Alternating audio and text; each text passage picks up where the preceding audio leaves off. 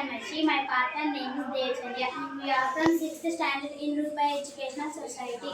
Our project name is Mana Jatra Janajatra. ప్రస్తుతం భారతదేశంలో అతిపెద్ద జాతరగా పేరు పొందిన మేడారం గిరిజన జాతర జయశంకర్ జిల్లా తాడువాయి మండలంలో ఈ జాతర చాలా ఘనంగా జరుగుతుంది. సమ్మక్క గద్దె, సారలమ్మ గద్దె, జంపలవాగు, తులాభాగం. సమ్మక్క గురించి తెలుసుకుందాం. మేడారం గిరిజనులకు ఆదాయం లేక కాకతీయులకు కట్టాల్సిన కప్పం కట్టలేకపోయారు. ఇట్లా 2-3 ఏళ్ళు గడిచాయి. కప్పం కోసం కాకతీయ సైన్యం ఒత్తిడి చేశారు. అది సమ్మక్కకు ఇష్టం లేదు. ఈ పనితో వెంటనే యుద్ధం ప్రకటించాడు కాకతీయ సైన్యం. యుద్ధంలో తమ భర్త మగధరాజును కోల్పోయింది సమ్మక్క. సమ్మక్క కూడా ప్రజల కోసం పోరాడి చిలకల గుట్ట మీదకి వెళ్ళి మాయమైపోయింది. సారలమ్మ గురించి తెలుసుకుందాం. సారలమ్మ కూడా వీరోచితంగా ప్రజల కోసం చివరి వరకు పోరాడి వీరమరణం చెందింది. జంపన్నవాగు అని పేరు ఎందుకు వచ్చిందో మనం తెలుసుకుందాం. ఇది మొదటిగా సంపన్నవాగు.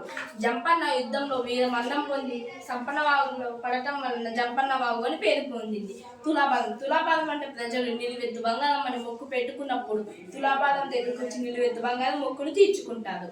సమ్మక్క సారక్క జాతర గురించి తెలుసుకుందాం. జాతర అంటే జనం ఒక చోట గుమ్ముగూడి కష్టం సుఖం చెప్పుకోవడం. ఇప్పుడు ఉత్తరాలు, సెల్ ఫోన్లు, రవాణా సౌకర్యాలు ఉన్నవి.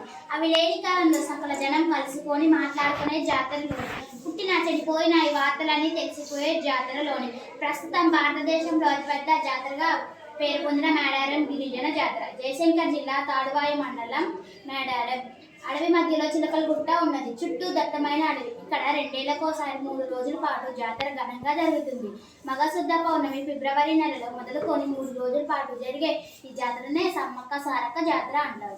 కేవలం మన రాష్ట్రం నుండే కాక పొరుగు రాష్ట్రాలైన ఆంధ్రప్రదేశ్, మహారాష్ట్ర, ఛత్తీస్గఢ్, జార్ఖండ్, మధ్యప్రదేశ్ రాష్ట్రాల నుండి కూడా లక్షల మంది భక్తులు వచ్చి మొక్కులు తీర్చుకుంటారు. సమ్మక్క సారక్కలు ఇద్దరు తల్లి కూతుర్లు. 12వ శతాబ్దంలో పూర్వపు కరీంనగర్ జిల్లా కొలవాస ప్రాంతాన్ని గిరిజన దొర మేడరాజు పాలిస్తుండేవాడు. అతనికి సంతానం కలగలేదు. ఒకనాడు వేటకు వెళ్ళి అడవిలో పులుల మధ్య ఆడుకుంటున్న చిన్న పిల్లను చూశాడు. దేవుడిచ్చిన వరంగా భావించి ఆ పాపను ఇంటికి తెచ్చి సాదుకున్నాడు. సమ్మక్క అని పేరు పెట్టాడు.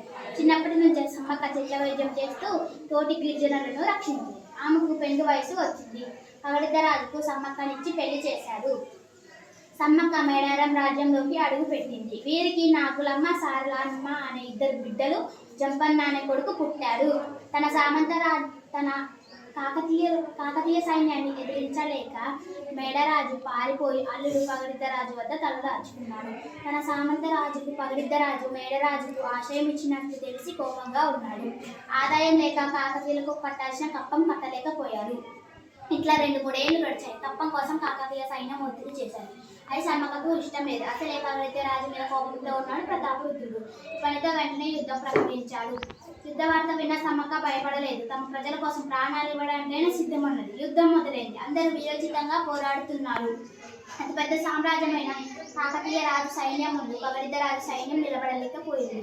వీరోచితంగా పోరాడుతూ గాయపడ్డ జంపన్న పక్కనే ఉన్న సంపిగ వాగులు దూకి వీరమరణం పొందాడు. చివరికి సమ్మక్క మాత్రమే మిగిలింది. కత్తి పట్టి వీరోచితంగా పోరాడుతూ శత్రువులను ఎదుర్కొన్నది. సమ్మక్క పోరాటాన్ని చూసి కాకతీయ సైన్యం ఆందోళన చెందింది. ఒక సైనికుడు దొంగచాటుగా వెళ్లి బల్లెంతో సమ్మక్క వీపులో పొడిచాడు. గాయపడ్డ సమ్మక్క గుర్రం మీద చిలకల గుట్ట మీద పోయి మళ్ళీ ఎవరికి కనిపించలేదు. ఆమె కోసం వెతుకుతున్న గిరిజనులకు నెమలి నార చెట్టు, దాని కింద ఓ పుట్ట మీద ఓ కుంకుమ పైన కనిపించింది. ఆ బందెలో పసుపు, కుంకుమ చెట్ల మూలికలు కనిపించాయి. సమ్మక్క తల్లి దేవతలకు పొందిందని గిరిజనులు నమ్మారు. విజయగర్వంతో ఉన్న ప్రతాపరుద్రుని కలలో కులదైవం ఏకవీదేవి కనిపించి సమ్మక్క మానవ రూపం పొందిందని దేవతని ఆమెకు జాతర జరిపించాలని చెప్పిందట. వెంటనే రాజు తన పురోహితుని మేడారం పంపించి గిరిజన ఏర్పాట్లని ఆదేశించారట. జాతరకు ప్రత్యేకంగా గిరిజన పురోహితులు ఉంటారు. వారు చాలా పద్ధతిగా కార్యక్రమాలు చేస్తారు. చిలకల గుట్టను చాలా పవిత్రమైనదిగా భావిస్తారు. ఆ గుట్టపైకి ఎవరు పోరు. జాతరకు ముందులకు కోయకుడు చిలకల గుట్ట మీద పోయి పసుపు కుంకుమ ఉన్న బండని ఎదురుగడను తీసుకుని వచ్చేటప్పుడు చాలా పూనకంతో వస్తాడు. వచ్చి గద్దెలపై నిలబడంతో జాతర 3 రోజుల పాటుగా చాలా ఘనంగా జరుగుతుంది. సమ్మక్క గాయపడిన చోటు తల్లి గద్ద, సారలమ్మ వీరమరణం పొందిన చోటు పిల్ల గద్ద అని అంటారు. తర్వాత దేవతలను ఆహ్వానించడం అని అంటారు. తర్వాత భక్తులందరూ కూడా గద్దెలను దర్శించుకోవడం మొదలవుతుంది. 3వ నాడు దేవతల వన ప్రవేశం జాతరతో ముగుస్తుంది. 100 సంవత్సరాల చరిత్ర ఉన్న ఈ జాతర 1940 నుండి ఎక్కువగా ప్రాచుర్యంలోకి వచ్చింది. 1996 సంవత్సరం నుండి ప్రభుత్వం ఈ పండుగను అధికారికంగా నిర్వహిస్తుంది. జాతరలో సుఖ సంతోషాలు పొందాలే కానీ పర్యావరణాన్ని పాడు చేసే పనులు చేయకూడదు. మీరు ఈ జాతరకి వెళ్ళినా కానీ పొరుగు జాతరకు వెళ్ళినా పర్యావరణానికి హాని కలిగించే పనులు చేయకూడదు. ధన్యవాదాలు.